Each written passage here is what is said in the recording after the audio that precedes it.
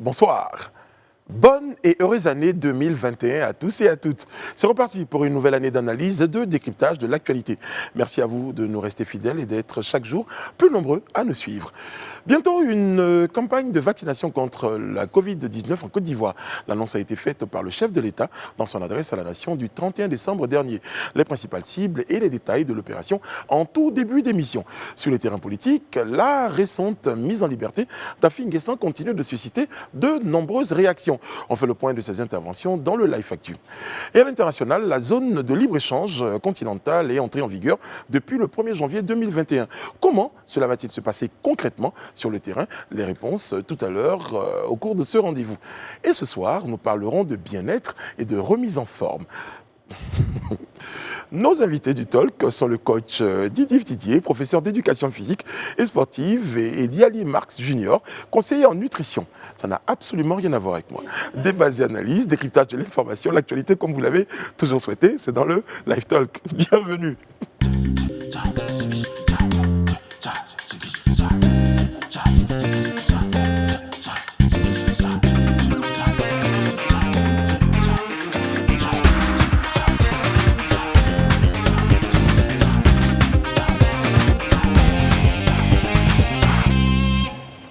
Oyez, oyez, bonne et heureuse année à Mazotim. Bonsoir, messieurs, mesdames, mesdemoiselles. Happy New Year. Bonne année à tous. Bonne année, bonne année, bonne année. Année, alors, dites-moi, le réveillon, la traversée, comme on dit désormais, c'était dans quelles conditions, comment Sophia, on commence par vous aujourd'hui. C'était top, c'était restreint. Oui. Mais avec des personnes qui m'ont donné chaud au cœur. C'était à Abidjan, je suis allée nulle part. Pourquoi la précision c'était à Abidjan ici? It was in Abidjan. Okay. Ouais, et j'ai pu voir les feux d'artifice aussi tout le long de la lagune. Franchement, c'était magnifique. D'accord. Parce que les rumeurs vous avez annoncé hors d'Abidjan. Ah bon, les rumeurs? Non, pas du tout. J'étais à Abidjan. Quelque part, Ah non. station balnéaire. Pardon? Non. D'accord, c'était pas vous. Ah, c'était pas moi. Madame Bleu. Brissano. Comment ça va? Très bien. Très bien. C'était où? C'était comment? C'était bien. Comme Sophie, en comité restreint, à la maison, dans la zone de Cocody, tout simplement. Ouais. La traversée s'est faite en karaoké, en Super. spiritueux et dans la bonne humeur. Waouh! En karaoké et en spiritueux. Ouais. Waouh! Bande d'ingrats! En comité restreint. Rien ainsi. Écoute, tout s'est très bien passé. On a bien annoncé les couleurs avec la petite émission qu'on avait eue le jeudi. Et juste après, je suis allée rejoindre quelques amis. On a dîné. C'était harmonieux, c'était sympa, convivial. Et puis voilà quoi. La traversée s'est faite comme elle devait se faire, on va dire. Le meilleur pour la fin. Monsieur Serge Kouachi. Ah non, la fin c'est vous. Non, enfin, non. Pour une fois. Pour une fois. Bon, oui, pour une fois. Comment ça s'est passé? La traversée. La traversée en spirituel. Voilà. Mon spirituel. Le spiritueux qui est loin du spirituel. Bien, exactement. C'était bien, c'était très très bien. Oui, à part un gars qui a...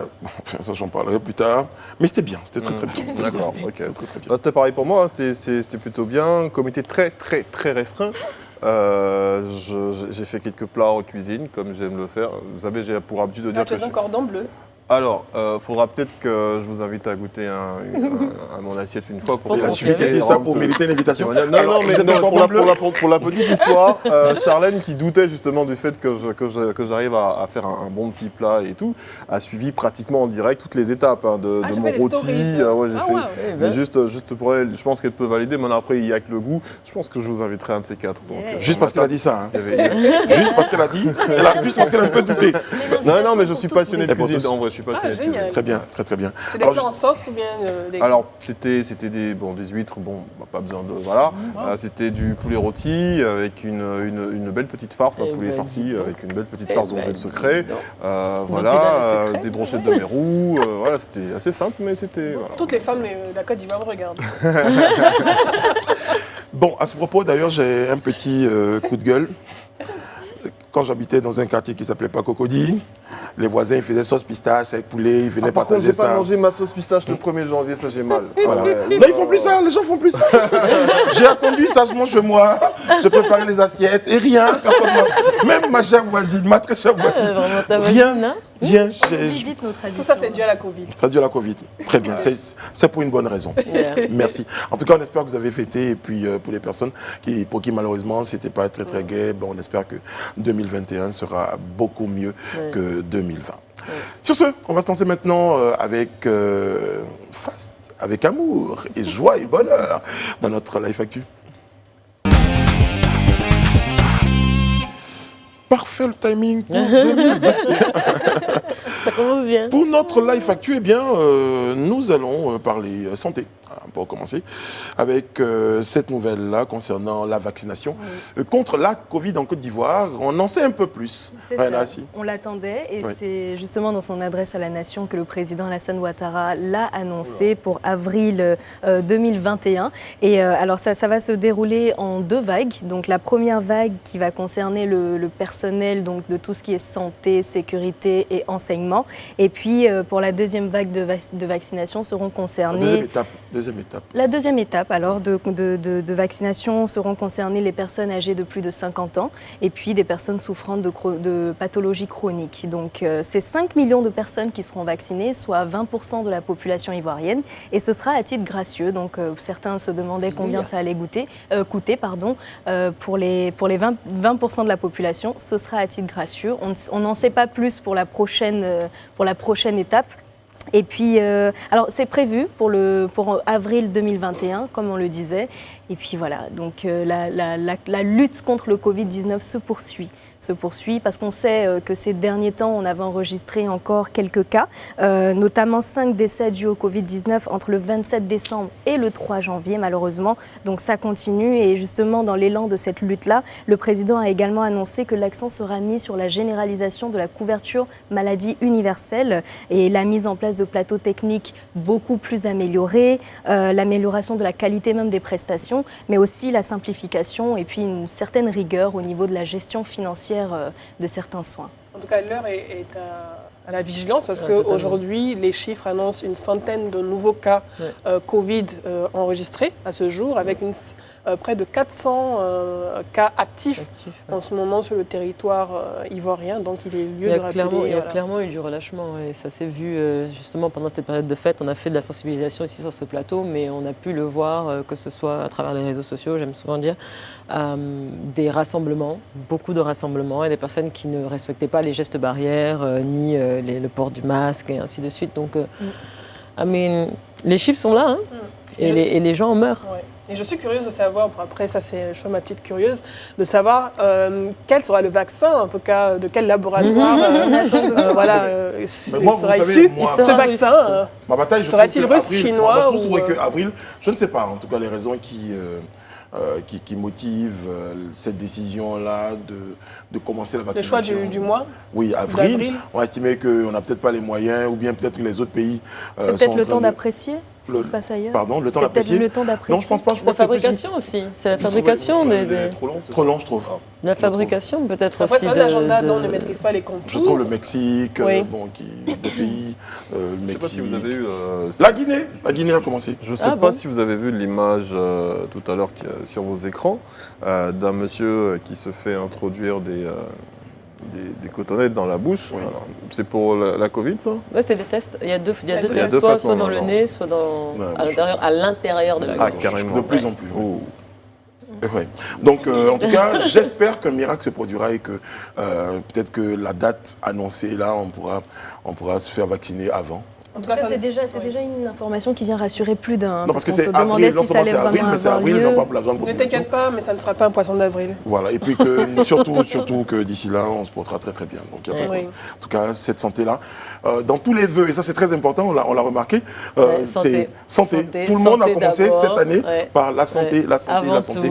On s'est bien rendu compte que c'était un bien, enfin, pour utiliser un jeu de mots. C'est un capital important. Un capital très important. Comprenez pour acquis. Un petit bilan des chiffres, quand même, c'est important de le rappeler. Il faut dire que la Côte d'Ivoire aujourd'hui compte 22 648 cas confirmés. C'est pas rien. 21 998 personnes guéries, malheureusement 138 décès et 512 cas actifs. Plutôt que 400, 512. Plus de 400. D'accord. On va parler politique à présent, si vous le voulez bien. Et cette libération provisoire d'Afi N'Guessan, du président Afi N'Guessan du FPI, cette libération qui fait réagir la classe politique. On en parle un tout petit peu. On fait un peu le point avec vous? Oui, il a été libéré le mercredi 30 décembre. Donc, tu as parlé de libération, mais il s'agit de libération provisoire. Donc, il est sous contrôle judiciaire jusqu'à nouvel ordre, jusqu'à son procès.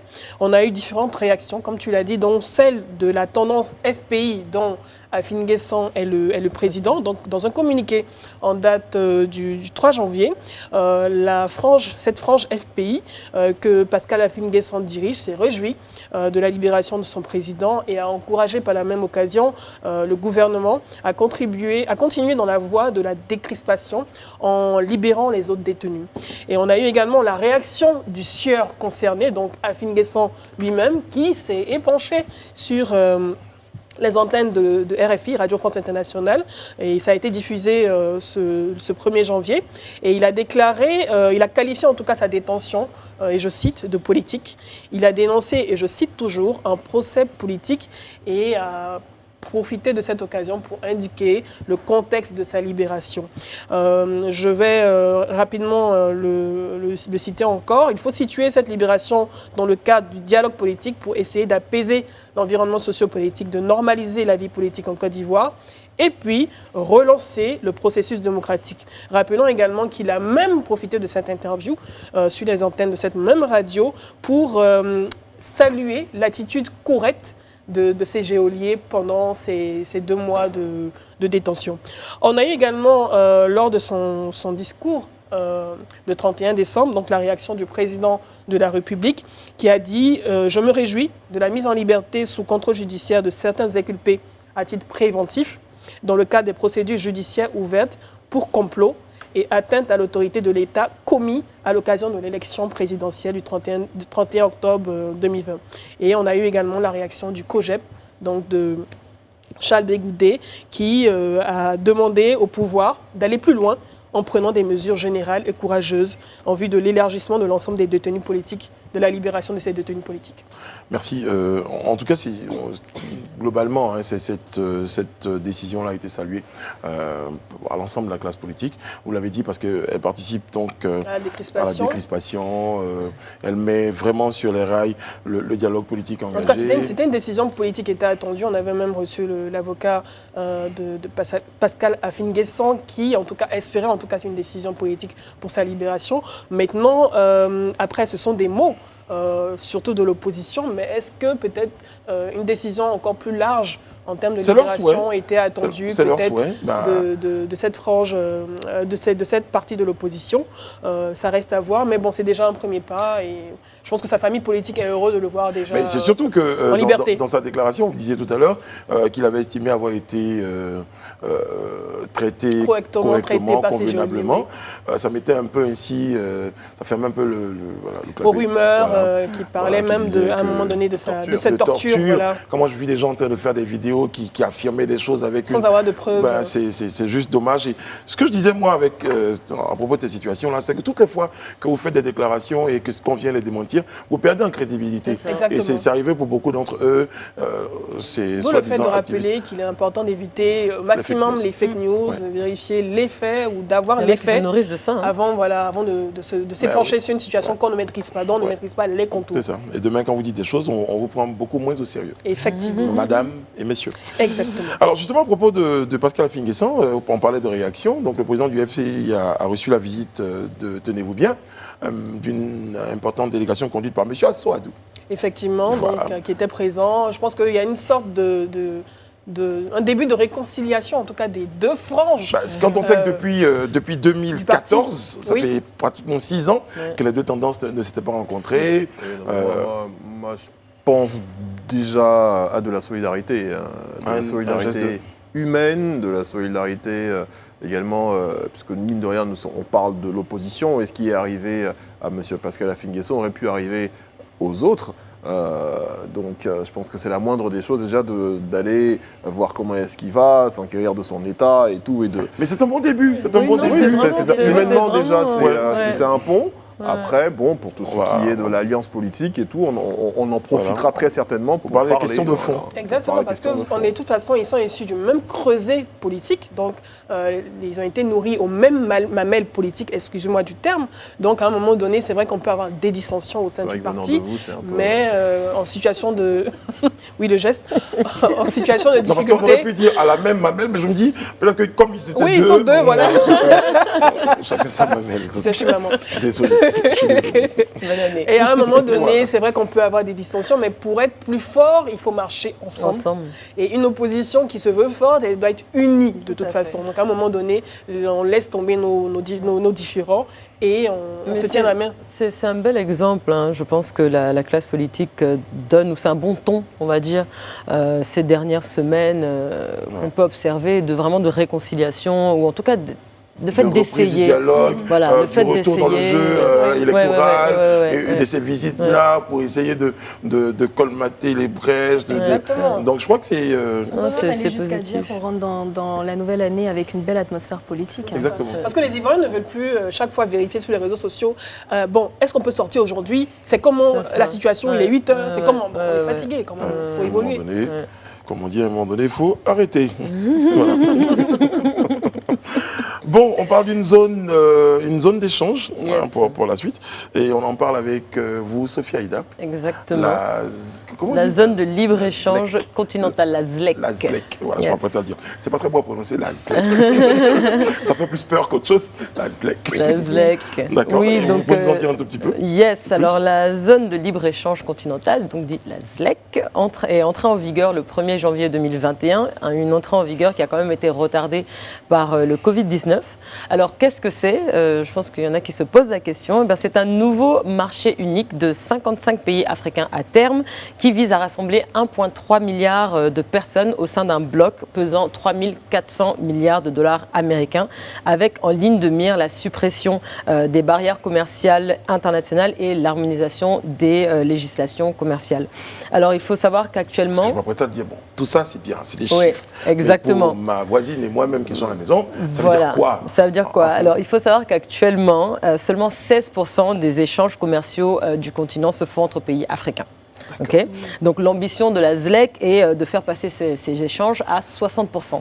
Sinon plus, d'ici à 2034, entre les 55 pays de l'Union africaine. Tous qui ont d'ailleurs signé cet accord, à l'exception de l'Érythrée pour l'instant, et dont une trentaine l'a déjà ratifié.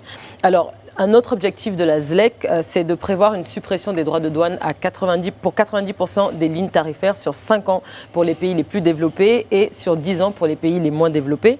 Les droits de douane devront donc être supprimés à une échéance ultérieure pour 7% des lignes tarifaires. Donc en gros, les pays qui participent donc à cet accord sont donc tenus de retirer 90% de leurs lignes tarifaires sur une période donc de 10 ans, comme je disais tout à l'heure, pour les pays dont l'économie est la plus avancée, ou les économies sont les plus avancées, ou bien 10 ans pour les nations en voie de développement. Et la suppression de 7% des taxes restantes sera soumise donc à un calendrier plus long, alors que les derniers 3% pourront être maintenus. On peut résumer, être unis pour être plus fort. Exactement. Faire bloc pour être plus fort. Les États-Unis le font déjà. Il y a plusieurs. L'Europe aussi. Hein, L'Europe, mais exactement. On a vu l'exemple déjà pour arriver à uniformiser tout ça. Oui, ça prendra du temps, ça c'est sûr. C'est sûr que ça prendra du temps. C'est bien ça. C'est déjà un pas. C'est un pas. Pour que l'Afrique en vienne à une forme de symbiose, que ce soit au niveau des échanges qui se font, que ce soit même au niveau de la force, on va dire, de la voix en fait de cette Afrique-là. Non, c'est extrêmement important. Et puis ça vise aussi notamment, je pense, à promouvoir des champions régionaux, continentaux, parce que dans le sens où si on, pour un même produit, par exemple, à qualité et à valeur égale, si un pays hors de cet accord ou hors du continent propose ce produit, mais qu'un pays africain aussi propose le même produit, la compétition. voilà, c'est plus bénéfique de l'acheter sur le continent parce que, étant donné que les taxes à l'importation sont soit réduites, soit carrément éliminées, voilà, ça nous revient moins cher et ça promouvoit justement donc nos champions nationaux, ces industriels, ces personnes qui agissent pour le développement de notre nation. C'est intéressant pour l'industrie de l'automobile parce qu'on sait que au Ghana, par exemple, au Nigeria, il y a une industrie d'assemblage de véhicules qui sont mises en place en ce moment. Donc, pouvoir avoir ces échanges qui permettent d'avoir 60% de 90% carrément qui sont de frais de douane qui sont enlevés, qui sont ôtés. Ça peut favoriser les échanges commerciaux et permettre d'avoir des véhicules qui ont moins d'années, neufs, et qui coûtent moins cher que de les importer de pays étrangers hors de l'Afrique. Et ça fait travailler, la jeunesse du continent. Exactement. Oui, non, mais j'accueille, mais avec... des pincettes. Non, pas des pincettes. Je suis bien content de cette nouvelle-là. Je l'accueille tout aussi heureux que vous.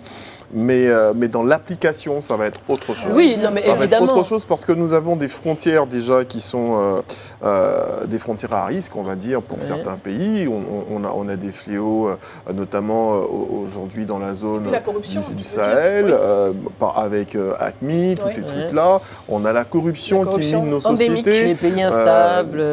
Ça va vraiment être compliqué dans l'application. C'est bien. À la base, sur papier, c'est bien, mais dans l'application, je suis curieux de voir. Après, c'est bien de commencer et de voir où est-ce que ça part et de pouvoir justement réajuster au fur et à mesure de l'application. En tout cas, la réalité, c'est que si ces objectifs sont atteints, la ZLEC permettra de sortir 70 millions d'Africains de la pauvreté et 30 millions d'une situation d'extrême pauvreté d'ici à 2035, selon la Banque mondiale. Le rétro-planning, très franchement, me laisse très sceptique.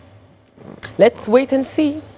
Comme on dit, il faut faire confiance, on espère, au leadership de tous ces dirigeants africains. Qui d'ailleurs se sont attelés à faire rentrer en vigueur justement cet accord dû à la Covid-19 et tout ce que ça a causé comme souci au niveau de l'import et de l'export. Ça a dû déclencher quelque chose. Oui, ça totalement. Donc s'ils ont pu s'allier pour prendre cette décision. Économique. Les États-Unis d'Afrique économique. Non, il y a déjà un début économique et puis peut-être politique. Exactement. Who knows? Franchement, ce serait vraiment bien. Peut-être dans 2 générations, on verra bien. Il y a beaucoup de zones où il y a une vraie libre circulation des personnes et des biens. En Afrique centrale, d'ailleurs. En Afrique de l'Ouest également, on peut se balader. On peut aller au Burkina sans avoir avec un passeport, le passeport, juste votre carte d'identité. ou le passeport vert La CDAO? La CDAO, thank you very much. I was going to say it in English. Yeah, ok. You more. Je m'apprête à le dire. Non, mais je vais le dire en English pour terminer ce temps. Parce que vous dites, est-ce que c'est possible et tout ça? There can be miracle when you believe. Wow. Je l'ai entendu dans une chanson, je me dis à quel moment j'allais installer ça en musique. There can be miracle when you believe. When you believe. Pour ceux qui souhaiteraient savoir, je vous envoie le lien. Mariah Carey, Whitney Houston. Voilà, when you believe. Bon, les fêtes de fin d'année sont derrière nous. Il y a eu des petites choses qui se sont faites. On en parle dans notre micro-trottoir. Et justement, ces fêtes de fin d'année-là se sont présentées à nous. Elles sont derrière nous. Période de dépenses où l'on dépense et l'on se dépense. Vous comprenez un peu le jeu de mots? Voilà. Comment se refaire une santé financière et physique? On se dépense en stress surtout, parce qu'on veut tellement bien faire, on veut satisfaire toute la famille, avoir une belle célébration. Donc on a des courses à effectuer, on doit s'embellir, en tout cas surtout pour les femmes, on doit offrir des cadeaux, parce que voilà, il y a Noël, on dépense beaucoup d'argent. Et même que dans certains cas, comme pour la petite info de notre chère Rihanna, qu'on retrouvera demain, je peux quand même le rappeler. Eh bien, on s'est beaucoup dépensé. On est même allé chercher des poulets dans des poulaillers pour faire plaisir à notre cuisinier. Tout ça, quand même, ça demandait de l'énergie. Bon, la question, c'est après les fêtes, eh bien, comment se refait une santé physique et financière? La réponse, déjà, début de réponse dans notre micro-trottoir. Au niveau même de la santé physique, d'abord, il faut se reposer. les jours non ouvrables pour ceux qui travaillent et tout et tout. Maintenant, pour ce qui concerne la santé financière, je pense que les fêtes ayant pris la moitié du budget familial mensuel, il faut maintenant agir au restreint. C'est-à-dire que s'il vous reste 50 000, vous jonglez pour que les 50 000 puissent tenir le mois afin que vous n'allez pas vous endetter quelque part. Ou bien vous allez au village, vous prenez du gnam ou bien quelque chose de vivre et non vivre pour pouvoir vous sécuriser. Le temps que le mois finisse, parce que le mois de janvier est très long. Bon, on est obligé de jongler avec ce qu'on a. Hein? C'est-à-dire qu'après avoir fini les fêtes, ce qui reste, on fait avec. Moi, j'ai horreur de parler du budget, hein, on dit budget familial. Parce que nous autres, qui sommes de l'Ouest, le budget familial ne nous arrange pas tellement. Dans la mesure où un oncle vient de façon imprévue, il faut lui donner quelque chose, alors que quand tu as fait un budget familial, tu ne peux plus accepter que quelqu'un vienne. Moi, je n'en fais pas parce que ça m'empêche d'agir auprès de mes parents à des moments donnés. Pour se refaire une santé physique et financière après les fêtes, pour moi, il faut prévoir de l'argent. Il faut garder de l'argent de côté pour le mois de janvier. L'argent du mois pour les enfants, ne pas toucher. Pour éviter de tout dépenser durant les fêtes. Pour éviter les problèmes, les soucis de loyer et tout ça, il faut prévoir d'avance. Pour se refaire une santé physique après les fêtes, il faut faire le sport. Le sport pour libérer les calories, les graisses, tout ça là. Non, le sport est mieux. Pour une santé financière après les fêtes, je me contente que des primes que j'ai en fin d'année pour fêter avec, peu importe le montant. Je fais l'effort pour que ça suffise, pour que je puisse planifier mes dépenses et que ça marche avec. Et après les fêtes, je vais à la solde pour prendre ce que j'ai comme salaire et dépenser sur le mois de janvier. J'ai eu une première expérience, ça n'a pas vraiment été heureux. Et c'est mon père qui m'a donné ce conseil-là même, voilà, d'aller à la solde après les fêtes de fin d'année. Ça m'éviterait de m'endetter. Parfois, à Abidjan, on devient esclave de l'argent. On oublie même la santé. Et on amasse l'argent et après, on va à la pharmacie avec. Donc, je pense que chacun doit pouvoir au moins, de temps à autre, trouver un bon bout de temps. Ne serait-ce que peut-être 3 heures, je crois 3 heures le week-end pour aller faire un peu de sport. Même si on n'a pas l'argent pour aller en la salle de gym, on peut faire un peu de footing dans le quartier et puis décrasser de temps à autre. Le salaire que nous avons, c'est pas facile. Les charges sont énormes. Un fonctionnaire en Côte d'Ivoire, il est fonctionnaire pour la famille. Il n'est pas fonctionnaire pour lui seul. Donc, le salaire du mois, vous savez qu'on a plusieurs fêtes à gérer, surtout pour le mois de décembre. Janvier, c'est vraiment un mois difficile, même pour aller au travail.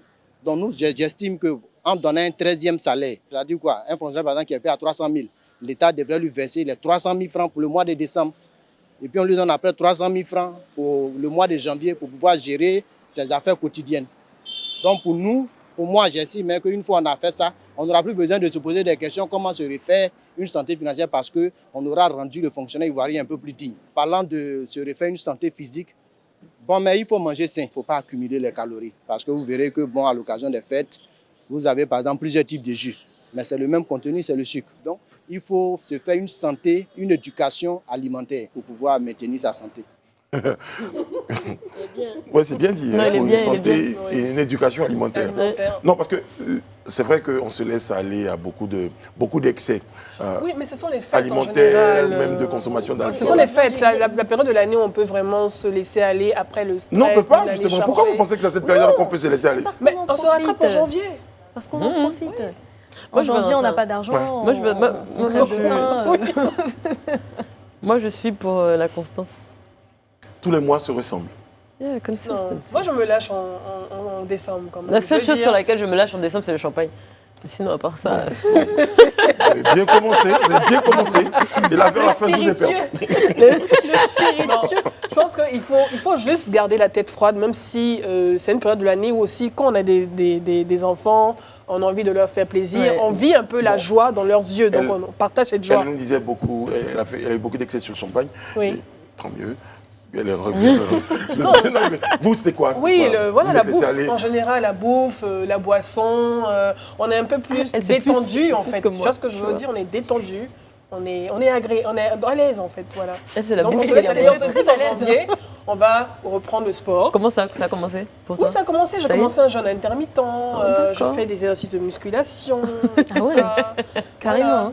Il faut se laisser aller en décembre. Mais, concernant l'argent, il est important de ne pas perdre de vue son objectif parce que après, la vie continue. Mais comment on mange beaucoup si on ne dépense pas? Non, mais il faut s'organiser. On prévoit. On sait que les fêtes arrivent. On sait que les fêtes Parce que vous dites, arrivent. non, il faut faire attention à son portefeuille. Mais si vous voulez bien manger et vous laissez aller au champagne, ça coûte cher. Quand je dis son portefeuille, on veut faire plaisir à tout le monde. Mais quand on veut se c'est là que c'est pas une bonne idée. Oui, voilà, c'est ça qui n'est pas une bonne idée. Mais sinon, manger beaucoup, on le fait toute l'année. Ou si voilà. Quand vous dites que c'est pas une bonne idée, je suis pas d'accord. Faire plaisir à tout le monde, c'est toujours une bonne idée, mais dans la limite du possible, selon ses moyens. C'est pour ça que c'est pas une bonne idée. Il faut pas. Non, il faut pas. Oula, j'ai fait sortir une expression qui n'est pas très. Mais en tout cas, il faut pas mettre. Il faut pas avoir plus. Il faut pas dépenser de l'argent qu'on a pas. Vous avez dit que vous avez fait quoi? C'était quoi?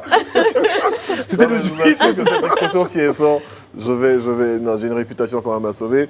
Alors donc, il faut pas accrocher son linge plus haut que votre taille. Je vois les là où façons vous dont ne pouvez tu pas. parles. Enfin bref. Vous avez une expression qui contient plus haut que. Donc voilà, c'est selon ses moyens qu'il faut réveillonner. Ça commence mal et ça termine mal. Parce que sinon, après, on se laisse très vite aller dans l'effervescence des fêtes. On voit autour de nous que ça réveillonne, que tout le monde est en fête, que tout le monde est content. Donc on est contaminé par cette joie-là et cette excitation-là. On rentre dans un supermarché, on se dit on ne dépensera que 30 000 francs, on se retrouve avec un caddie rempli, on est à 100 et quelques mille francs. Et puis le mois qui suit, on a des problèmes. Il ne faut pas oublier que justement, on dit que janvier, c'est un mois qui est long simplement parce qu'en décembre, on abuse au niveau des finances. Donc il faut quand même avoir... Non, il y a un piège. Il y a un piège avec l'excitation dont vous parliez, des fêtes. Moi, je me rappelle, je suis rentré pour aller chercher un gigot d'agneau au supermarché, je suis ressorti avec... Mais c'est exactement ce que je partais chercher. Et je pense qu'on est ressorti avec autre chose. Oui, un couscous. Des pâtes de non, mais c'est la société. Parce que tu vois les gens faire ça, tu te dis, oui. Non, mais c'est même le marketing. On est matraqué quand même avec des images de pubs, de produits alléchants, des réductions. Exactement, bien sûr. Dans tous les sens. C'est cette période qu'on voit beaucoup les banques faire énormément de publicité, de prêts, de crédits. Exactement. Et si on n'a pas gardé la tête froide, alors ça c'est une question. J'ai vu, et ça c'est authentique, j'ai vu une affiche d'une banque. Bonne année crédit. Bonne année crédit.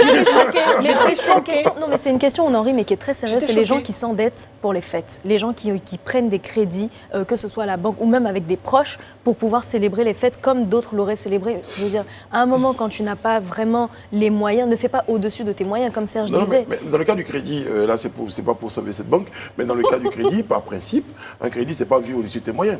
C'est dans ton argent. C'est pas vivre au-dessus des... Mais après, tu te rends compte... Après, ça dépend du taux d'intérêt. Après, tu dois commencer à rembourser. Le taux d'intérêt ici, c'est énorme. C'est vite arrivé, les problèmes après. Pour rembourser tout ça. C'est toujours un tiers de votre salaire. On est à quoi? On est encore à 11%, 12%, 13% le taux d'intérêt dans le remboursement d'un crédit. Très franchement, c'est le lieu de le dire. De toute façon, c'est la télévision sans filtre.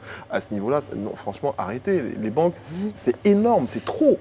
Et c'est pour ça que c'est important de préparer même les fêtes de fin d'année à partir de peut-être du premier trimestre de l'année en cours, pour éviter de se retrouver au dernier moment à devoir courir, à chercher une avance du salaire. Oui, c'est facile à dire. Théoriquement, c'est vrai, c'est facile à dire, mais c'est la discipline, c'est tout. There can be miracle when you believe. On peut un jour espérer que dans ce tumulte, on peut espérer que dans ces inquiétudes, un 13e mois de salaire intervient comme ça, ou un bonus intervient comme ça, tu te dis. Wow. There can be miracle. Vous allez nous faire votre tube là. When you believe? Non, celui de la radio. Ah, le payez-nous? Non. Ce soir, pour parler de santé et bien-être, nous recevons le coach Didier et monsieur Yali Marx Junior, conseiller en nutrition. Bonsoir madame. Bonsoir monsieur. Bonsoir. Merci d'être avec nous. Inutile de vous demander si vous êtes en forme. On se pète la forme. C'est clair. Bon, déjà, quand on a lu coach Didier, je me suis dit, tiens, c'est pas mal. C'est très insolite comme prénom. Oh oui, c'est mon nom et puis l'autre, c'est mon surnom. Ouais, c'est ça. Mon nom, c'est Didier. Didier? Ouais. Très bien, ça me donne des idées. À la fin de l'émission, je dirais quoi. On parle de santé, on parle de nutrition. On le voyait dans notre micro-trottoir, les Ivoiriens ont beaucoup dépensé donc, au cours de cette période de fête. La question qu'on va tous se poser, c'est après la fête, que faire? Doit-on rester sur... c'est pas des acquis, c'est pas de bons acquis cette fois, mais qu'est-ce qu'il faut faire? Après la fête, il faut bouger parce que pendant la fête, c'est normal. 2020 était une année plus ou moins difficile. Donc, du coup, les gens se sont lâchés un peu. Il faut leur concéder ça, mais après la fête, on va commencer à se mettre à bouger, pratiquer une activité physique. On a mangé, bien mangé, mal mangé, mais beaucoup mangé. Ouais. Comme certains sur ce plateau. Voilà, donc moi, je voudrais dire merci à Live TV parce que prendre cette initiative, c'est déjà aider les Ivoiriens à se maintenir en très bonne santé.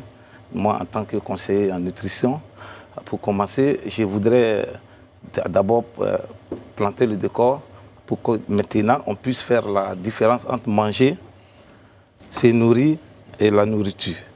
Parce que c'est trois mots voilà, qui ne se ressemblent pas. Donc manger, ça c'est d'ordre psychologique. C'est un besoin que le corps exprime à travers la sensation de la faim. La nourriture, c'est l'objet de satisfaction du besoin de manger. Maintenant, se nourrir, c'est de l'art. On a envie de dire que tous les deux, vous ne faites pas bon ménage. Non, mais dans ce qu'il vient de dire, se nourrir, c'est de l'art. Manger, c'est physiologique. C'est cela. C'est ça. Alors, je pense que la nutrition intervient au niveau de l'artistique que vous veniez de planter. Donc, du coup, tout ce qui est artistique n'est pas forcément à la portée de tout le monde au niveau de la bourse. C'est pour ça. Du coup, si on ne fait que manger, on n'est pas forcément en bonne santé, mais on est obligé de payer beaucoup plus cher pour se nourrir dans l'artistique, j'ai envie de dire. Est-ce que la nutrition n'est pas à portée de bourse? Pas forcément. Il avait bien compris au début. Mais oui, vers la fin, au fait, tout part de l'éducation alimentaire. Parce qu'ici, nous ne savons pas, peut-être à 70% composés des aliments équilibrés. Or, les aliments, ça dépend. Je peux payer mon Gekewara, le poisson maïs, là, il coûte 100 francs. Et l'autre va aller payer le poisson capitaine. Donc, les deux poissons ont la même valeur nutritionnelle. Mais si tu ne... Donc, en fonction de ta bourse, tu peux manger équilibré.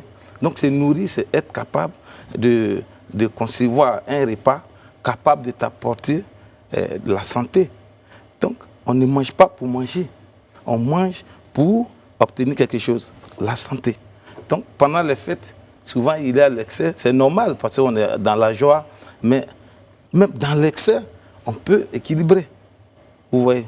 Donc, le volet bourse, moi, tout le temps, je dis non, c'est pas, je peux composer un repas équilibré avec 500 francs. Mais quand vous parlez de repas équilibrés, les plats en sauce, par exemple, sauce feuille, les feuilles, ce sont des légumes. Mais c'est le nom de la sauce. Oui, mais il y a des choses... Mais il y a des feuilles dedans aussi. Donc si un peu d'huile rouge, un peu de feuilles, un peu de viande, et qu'on mange ça avec du placali, est-ce que c'est pas équilibré? Non, façon de parler. Je donne un exemple. C'est un exemple. Mais ce que je veux dire, c'est que on met un féculent avec une sauce feuille. C'est un repas équilibré. Avec un fruit. Avec un fruit. Si on rajoute un fruit à la fin. Voilà, c'est équilibré. D'accord. Parce que quand il n'y a pas de fruits, le repas n'est jamais équilibré. Parce que le fruit contient les vitamines. Les vitamines ne résistent pas à la chaleur. Donc, avant ou bien après, il faut toujours un fruit. Voilà. Justement, pour une fois pour toutes, devant nos téléspectateurs, il faut qu'on règle cette affaire de avant ou après les fruits. Là. Parce que nous tous, on se disait que ces fruits devaient être consommés après le repas. Donc, du coup, on nous a ensuite dit que ça devait être avant les fruits. C'est à quel moment? Au fait, avant, ce serait bon. Puisque le tube digestif est comme une machine. Il faut l'avertir pour dire que le GABA arrive. Voilà, tu ne peux pas le surprendre comme ça avec une bombe gabatique. C'est trop compliqué. Donc, quand le fruit arrive, alors il va stimuler les sécrétions, l'acide chlorhydrique, tous les enzymes au niveau de l'estomac. Là, comme ça, quand le GABA descend, il accueille comme peut-être moi sur votre plateau. Et si à la place on mange une entrée, est-ce que c'est pareil? Comment? Si on mange une entrée, une salade par exemple, est-ce que c'est pareil? Ça peut remplacer le fruit? Non, la salade est plus... Parce que les aliments sont en 3 groupes. Hein. Okay. Le groupe salade, légumes, c'est les aliments de la santé. D'accord, ok. Voilà. Là-bas aussi, il y a des vitamines. Parce que, au fait, l'objectif, c'est de préparer l'estomac à recevoir la sauce graine. Je sais que dans certaines cultures, ils boivent même de l'eau chaude voilà. avant c'est très important. De l'eau tiède. Même après, même chaude, du thé, les Japonais, ils boivent après les jeunes. Vous arrivez à boire de l'eau chaude, vous? Enfin, du thé chaud. Après les jeunes religieux, après les jeunes, les musulmans, ils n'attaquent pas directement. Oui, voilà, il y a un jus de quelque chose d'abord. Voilà, parce que c'est juste pour dire à l'estomac. C'est pourquoi même les matins, il faut boire. J'ai une question pour vous, monsieur. Monsieur Liali. Oui, d'accord. Est-ce que vous pensez aujourd'hui que les Ivoiriens mangent bien? Sincèrement, nous qui sommes dans le domaine, nous sommes tout le temps face à des maladies qui sont essentiellement liées à la malbouffe. Donc il y a un problème. Mais justement, je me disais, il y a 20 ans, les gens ils mangeaient les mêmes sauces graines, les mêmes foutous. Et même nos parents, même dans certains villages, ils mangent foutou. Moi, mon grand-père et mon père, ils mangent foutou tous les soirs, toutes les nuits, à 19h. Bon, jamais m'a dit c'était moins grave que maintenant. Qu'est-ce qui explique ça, en fait? Ce qui explique cela. Bon, alors, il y a le code. Sinon, je voudrais dire, l'alimentation, à la base, c'est la source énergétique du corps. Donc, quand on mange, c'est pour bouger. Et quand on bouge, c'est pour manger. Au village, 20 ans en arrière, 30 ans en arrière, les activités de nos pays étaient basées essentiellement sur les activités physiques intenses. Donc, du coup, cette manière de manger s'adapte à l'activité que les gens mènent. Mais aujourd'hui, nous sommes au boulot. Moi, je suis en train de travailler comme ça. Et moi, je vais tout à l'heure, je mange placali. Demain, je suis au bureau encore. Donc, ça va créer problème. Vous partez en voiture. Voilà. Donc, c'est la sédentarité. On est sédentaire par les activités qu'on mène. Donc voilà qu'il y a problème. Donc quoi, il faut c'est là que le sport intervient. C'est là que le sport intervient. Oui, effectivement. La sédentarité est l'une des causes de toutes ces maladies-là. L'obésité, l'hypertension, le diabète, un peu de tout. Donc avant nos parents, encore jusqu'aujourd'hui, ils vont au champ. Ils bougent. Nous, on ne bouge pas du tout. On quitte la maison, la voiture, l'ascenseur, travail, voiture, à la maison. On n'a même pas le temps pour marcher. Du coup, on mange foutou, on mange tout ça et puis on est exposé à ces maladies. Donc on mange mal. Donc c'est des résidus au fait. Ce sont les résidus qui provoquent ces maladies. Donc on est d'accord que les Ivoiriens... Alors les Ivoiriens mangent mal, donc c'est peut-être le constat, en tout cas la plupart. Qu'est-ce qu'on doit faire aujourd'hui? C'est dû à quoi? C'est dû au fait que les Ivoiriens ne sont pas très bien informés de toutes ces activités qu'il faut mener, des choix de nourriture. C'est quoi les causes? C'est quoi manger mal? Manger mal. Quand on prend les plats ivoiriens. Voilà. En fait, manger mal, justement, les aliments ne sont pas mauvais. Tous les aliments sont la bons. Sauce graine. Voilà. Non, la sauce graine, en fait, c'est dans la manière. D'abord, donc je vais dire, pour résumer, pour être sûr qu'on a bien compris. Ouais. Alors, le foutou et la sauce graine, on va prendre un exemple bien précis. En tant que tel, c'est pas mauvais. Ça va être mauvais quand on va peut-être le consommer à une heure tardive, c'est moins mal. C'est là que tu manges mal. C'est ça. Justement, donc, pour revenir à ma question, c'est quoi manger mal? Quand on prend l'exemple de la sauce graine avec du foutou, à quel moment est-ce que ça devient manger mal? C'est la nuit. Parce que... Passé quelle heure? Bon, 20 heures. Parce qu'à partir de 21 h, l'activité intestinale baisse. Voilà, il travaille, il faut qu'il se repose. Pourquoi? Le tube digestif, là, il veut se reposer. C'est là maintenant tu lui envoies foutou, sauce graine. Du coup, il est conseillé de manger comme ils le font au village, je pense 18h30, 19h pour pouvoir mieux digérer. Mais donc si j'ai mangé ma sauce graine avec de l'huile rouge à l'intérieur, avec de la viande, avec du gibier, avec tous les animaux de la forêt, comme on dit, dans la sauce, les espèces si je vais les manger à midi et que j'ai tout le temps pour mon tube digestif de le faire travailler et que je mène une activité sportive, j'ai pas mal mangé.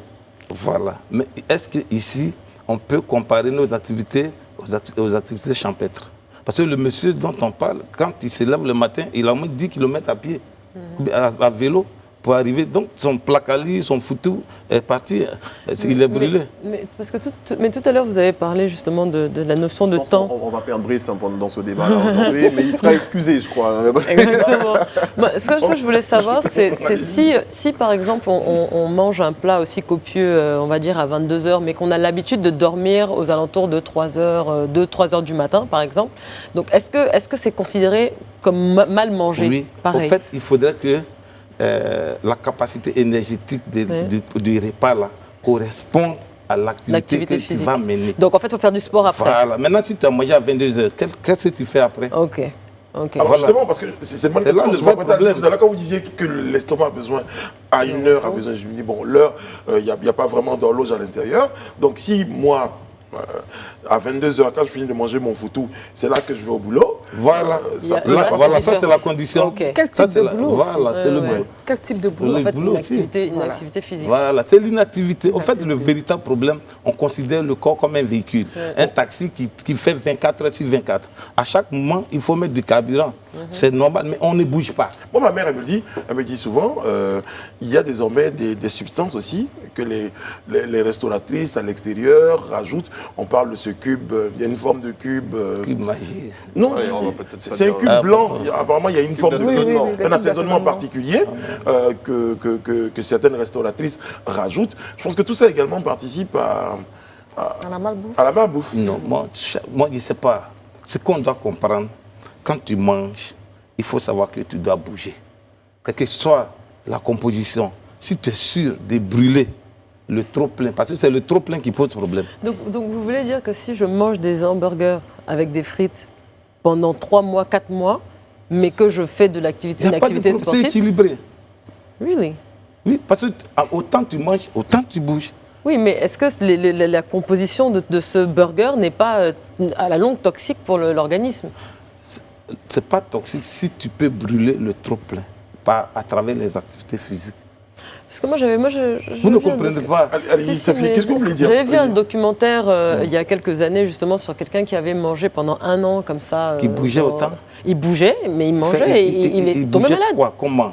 Comme Didier Drogba? Parce que c'est là le vrai problème. Maintenant, si son objectif c'est de maigrir, voilà. Ça c'est différent. Non, c'était pas un objectif de maigrir, mais c'était justement pour dénoncer la toxicité, on va dire, de certains produits, de certains aliments, d'une certaine manière de manger. Il y a des boissons gazeuses, pour prendre un exemple, il y a des boissons gazeuses, par exemple, qu'on estime ne pas être très bonnes pour le corps humain. Mais pourquoi est-ce que les gens les fabriquent? Parce qu'ils ont envie de les vendre, monsieur. Voilà, c'est là aussi la problématique. Ils ont envie de vendre même des choses qui ne sont pas... Parce que c'est doux. C'est ça que vous créez. C'est qui est doux là? C'est qui est doux là? C'est qui tue. C'est qui est doux là? Ça tue. Donc faisons attention à ce qui est doux. Donc quand on a fait le constat, tout à l'heure on va essayer de donner des conseils, comment faire du sport, à quel moment faire du sport, pour des gens qui sont en activité à plein temps, quel temps trouver pour faire du sport en semaine, tous ces conseils-là et quel type d'aliments pour un type d'activité précis. On aura l'occasion d'en parler avec vous. Monsieur Liali Bimarx Junior, il est conseiller en nutrition et notre sympathique coach Didier Tidier avec nous, elle est professeure d'éducation physique. On aura l'occasion, apparemment il y a une nuance à ce niveau-là également. Avant la fin de cette émission, on aura l'occasion d'en parler. Alors justement, on parlait avec Sophie tout à l'heure, il y avait un grand débat à propos de est-ce qu'on pouvait manger, mais le plus important, le premier conseil à retenir, c'est qu'il fallait bouger. Donc l'alimentation peut être approximative, mais ce qui est important, c'est qu'il faut bouger, il faut mener des activités qui permettent de brûler le trop-plein qu'on aurait emmagasiné à travers ce qu'on a consommé. Mais on parle également des mauvaises conditions de certains aliments.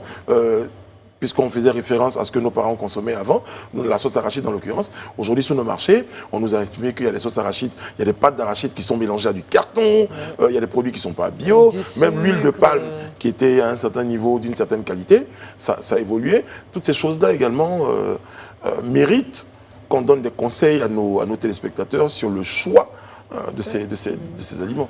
En fait, moi, ce que j'ai dit toujours... il ne suffit pas juste de bouger, monsieur Liali. Voilà. Il faut bien choisir aussi. À la base, il faut reconnaître que l'industrialisation de l'alimentation fonctionne de la démographie. Parce que le fleuve Badama de mon village ne peut pas produire de poissons pour couvrir le besoin de la Côte d'Ivoire. Donc, il y a un philosophe qui dit, frère Rabelais, science sans conscience n'est que ruine de l'âme. Parce que nos industries, les DG, les PDG, ceux qui ont des idées pour qu'on appelle contribuer à trouver de l'aliment suffisant pour nous, devaient être même à la base formés pour qu'ils puissent agir sur la production, la technique, tout. Puisque tout à l'heure on disait il y a des aliments qui sont mal conditionnés. Il y a une concurrence. Moi, je veux être plus vendu que l'autre. Donc, moi, je compose les croissants, je dose de sorte que quand tu as goûté, tu reviens et avec tous tes amis là. C'est là que tout ce qui est doux, mon frère l'a dit, tout ce qui est doux est dangereux. Donc, le travail, il faut éduquer. D'accord. Il faut éduquer. Alors, coach, on parle d'activités sportives. Il faut bouger. Bon, on bouge comment, à quel moment qu'est-ce qu'il faut faire aujourd'hui dans la vie d'un homme? Combien de temps de sport il faut? Ou une femme, un homme grand âge. Combien de temps de sport il faut, par exemple? Exemple pratique. Le monsieur, il se lève à 5h30 du matin ou à 5h du matin. Il sort de chez lui à 5h45. Il est au bureau. Il se lève à 5h30 du soir. J'ai dit le monsieur. Voilà. Je ne sais pas pour les dames, donc j'ai dit le monsieur. Voilà, il ne se maquille pas, il ne fait pas 45 minutes dans la douche. Donc, il se lève à 5h, il sort à 5h45.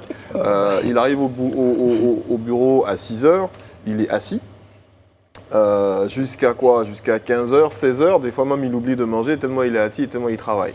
16h, 18h par exemple, il termine sa journée, il est super fatigué, il a un peu mal au dos, il est dans la voiture et il va se taper 2 heures d'embouteillage, il va rentrer chez lui, il a son foutou sauce graine qu'il attend depuis, voilà, il le mange à 20h, 21h.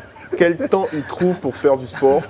Comment est-ce qu'il devrait faire du sport et à quelle fréquence? Bon, c'est une question en ce moment de volonté. Ouais. Parce qu'aujourd'hui, on est vraiment obligé de pratiquer une activité physique. C'est vrai qu'on n'a pas le temps, mais on doit avoir le temps pour la personne la plus importante de notre vie, c'est nous-mêmes. Parce que si tu ne pratiques pas le sport, tu es déjà sujet à des maladies. Moi, je me réveille à 5h. Je dors à 2h du matin. Je trouve le temps pour faire le sport. Je dors à 2h du matin. Et dors à 2h du matin. Je trouve le temps pour faire le sport. Wow. Parce que je pense que si je ne le fais pas, je vais tomber malade à un moment donné. Et l'OMS recommande 150 minutes d'activité physique par semaine pour être déclaré non sédentaire. La sédentarité est maintenant 150 minutes d'activité physique par semaine. Wow. Donc on peut mettre ces 150 minutes, 20 minutes. Aujourd'hui, devant tous les téléspectateurs, que ça fait quoi? Ça fait 20 minutes environ on peut faire 20 minutes par jour. 2 heures? Oui, on peut trouver le temps. Ça je mets un morceau que j'aime et puis je danse. Je trouve 15 minutes, je danse par jour. Ah si, c'est ça, ouais. Oui, je sais pas totalement. Je ne sais pas où on dansait, mais moi je danse à la radio, donc ça compte. Juste une activité physique. Je ne dis pas le sport, hein. Je dis une activité physique. Oui. Les escaliers, je peux les prendre. Je n'ai pas le temps, je prends les escaliers à l'ascenseur. Je dis que je marche 10 minutes par jour. J'essaie de m'inculquer cette valeur-là. J'essaie de trouver le temps pour moi-même. Est-ce qu'on a le temps pour soi aujourd'hui? On pense aux autres et nous-mêmes. Qu'est-ce que vous répondez justement à... Est-ce que c'est pas aussi culturel, hein, je veux dire, en Côte d'Ivoire ou en Afrique en général, quand vous avez pas vu votre copain depuis, votre camarade depuis peut-être 5 ans, 10 ans ou peut-être un peu de temps, quand vous vous retrouvez et que le monsieur a pris du poids, on a tendance à ça va chez toi. Dans la croyance africaine, on a l'impression que quand plus je suis pas d'accord avec le plan. C'est-à-dire quand vous dites ça, je ne sais pas pourquoi la réalisation fait un plan sur moi. Pour une fois, je ne comprends pas. J'avais pas la parole, donc je ne sais pas pourquoi. C'était pas statuvisé. Mais justement, c'est ça qui parle. J'ai pas compris ce plan. La réelle va m'expliquer à la fin. Et ça, c'est une question. Je pense que c'est une question pour tous les deux. C'est ça. L'effet BIM. C'est ça, non? L'effet BIM. Aujourd'hui, c'est culturel. Quand tu BIM, on dit que tu es en bonne santé, ou bien tu es bien, tu es en forme. Alors qu'après, c'est venu nous voir après. En fait, coach, la lutte que nous menons aujourd'hui, c'est d'être capable de faire comprendre à la population ivoirienne et africaine, puisque de l'autre côté, les gens sont obèses ou bien malades du diabète par indiscipline. C'est-à-dire, je veux parler de l'Europe. En Afrique, on confond l'obésité à l'aisance, la sédentarité à l'aisance, la malbouffe aussi à l'aisance. Et voilà pourquoi aujourd'hui, partout où on passe, on a des maladies de ces gens dans chaque famille. Donc le frère pose la question, parce qu'il faut travailler le mental. Mais justement, s'il vous plaît, je crois qu'il y a un détail important, ça n'a absolument rien à voir avec ce que vous pouvez imaginer. Chez certaines personnes justement qui ont une forme physique plutôt svelte, elles se disent souvent qu'elles n'ont pas besoin de sport. Pourtant, c'est important qu'on en parle. Il y a des personnes moi j'en connais, qui peuvent manger tout ce qu'elles veulent, mais elles ne prennent jamais 1 gramme de elles se disent qu'elles n'ont pas besoin de sport. Tout le monde a besoin de sport, n'est-ce pas, coach? On va découvrir des maladies. Des hypercholestérolémies. Voilà, hypertension, diabète, même des cancers des fois, causés justement par cette nutrition. Donc, comment on fait? L'hérédité aussi, n'oublions pas l'hérédité. Il y a des familles où ils sont tous gros. Il y a des familles où ils sont tous minces, ils mangent, mais ils sont tous minces. Il y a l'hérédité qui compte, mais il y a aussi les maladies aussi à l'intérieur. Mais donc, quand on est déjà mince, est-ce qu'on doit spécifiquement aussi pratiquer une activité physique ou en tout cas faire du sport. Oui, l'activité physique, c'est n'est pas sédentaire, c'est naturel. Comme il a dit, quand on mange, il faut bouger. Quand on bouge, ce sont des besoins naturels. Il y en a 14. Voilà. Manger et bouger, procréer, tout. Quand tu ne bouges pas, tu es malade. Oui, quand tu ne bouges pas, tu es malade. Il faudrait que tu comprennes que tôt ou tard, tu vas développer des maladies cardiovasculaires. Parce que les pieds que Dieu nous a placés, là, logiquement, pourquoi il nous place des pieds? Pour se déplacer. C'est pour te déplacer, mais pourquoi tu refuses de te déplacer? C'est comme tu transgresses même le Tout-Puissant. Il va te frapper. Bonjour. Moi, je suis bien content de vous avoir tous les deux sur ce plateau. Exactement. Parce que je pense que vous devriez travailler ensemble, notamment dans les salles de sport où on trouve des coachs sportifs, par exemple. Après, c'est vrai que c'est commercial, hein, c'est du business. Les gens, vous payez à l'abonnement, vous avez un coach qui vous suit et tout. Mais et vous allez, je pense, être d'accord avec moi, que lorsque vous sortez de la salle, après que votre coach vous ait bien fait transpirer et bien fait travailler, et que vous allez manger votre foutou sauce graine à la maison, quand il n'y a pas de suivi à ce niveau-là, c'est un peu une perte de temps, d'argent et d'énergie. Ou ça dépend des objectifs. Voilà, effectivement. Est-ce qu'il n'y a pas une manière de collaborer dans les différentes salles de sport avec des nutritionnistes et des coachs pour établir véritablement des programmes et d'alimentation et sportif? En fait, ça dépend, c'est selon la demande. Si le client veut simplement pratiquer une activité physique, il aura un coach pour une activité physique. Si maintenant le client veut chercher à maigrir, on va allier l'activité physique et un programme alimentaire. Mais après, est-ce que ça doit rester seulement que dans... Est-ce que ça doit venir de la volonté du client? Vous êtes le professionnel, vous voyez le monsieur arriver, vous prenez son poids, vous savez calculer... l'indice de masse corporelle. Voilà. Si vous savez s'il est obèse ou s'il va vers cette tendance-là, vous devez pouvoir automatiquement, quand quelqu'un vient s'inscrire dans une salle, lui donner un programme, en tout cas lui proposer un programme de nutrition et de sport. C'est ce qu'en temps normal, le coach professionnel font. Voilà. Et il n'y en a pas beaucoup, on dirait. Moi, ce que je voudrais dire... On va terminer là-dessus, s'il vous plaît. Voilà. Ok, au fait, aujourd'hui, il y a quand même une équipe qui est en train de se mettre en place, puisque la question est bienvenue. Nous avons mis en place, elle et moi, avec nos amis, les journées ivoiriennes du bien-être. Donc, au travers desquelles nous allons promouvoir la santé par les activités physiques et la bonne alimentation. Bien informer les uns et les autres, c'est important. C'est le lieu pour moi, excuse-moi, de saluer mon coach personnel qui est à l'Equinox, qui est une salle de sport très professionnelle. Voilà, donc salut à toi. Et si vous avez envie d'avoir des coachs professionnels comme Madame le disait tout à l'heure, il faut aller à l'Equinox, je pense. Je peux juste poser une dernière question. Petite question. Je voudrais savoir, c'est quoi la différence entre faire du sport et pratiquer une activité physique? Le sport, c'est l'ensemble des activités physiques que c'est pratique sous forme de jeux individuels et collectifs. Voilà, football, basketball. Mais l'activité physique, je me lève, je marche, je fais une activité physique. Si je n'ai pas l'argent, je peux marcher. Voilà, si je n'ai pas l'argent, je peux marcher. Mais le sport, c'est football soumis à conditions, tout ça.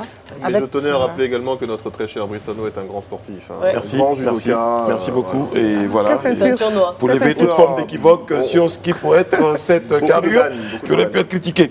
Sur ce, je crois que je vais faire la conclusion de cette émission en marchant. Pour joindre la parole à l'acte, pour dire qu'on a été très heureux d'être en votre compagnie. Merci beaucoup, coach. Merci beaucoup, monsieur Liali. Chez vous, n'oubliez pas donc de faire du sport, c'est important. Faites attention à ce que vous mangez. Il faut bouger. On va retenir cela.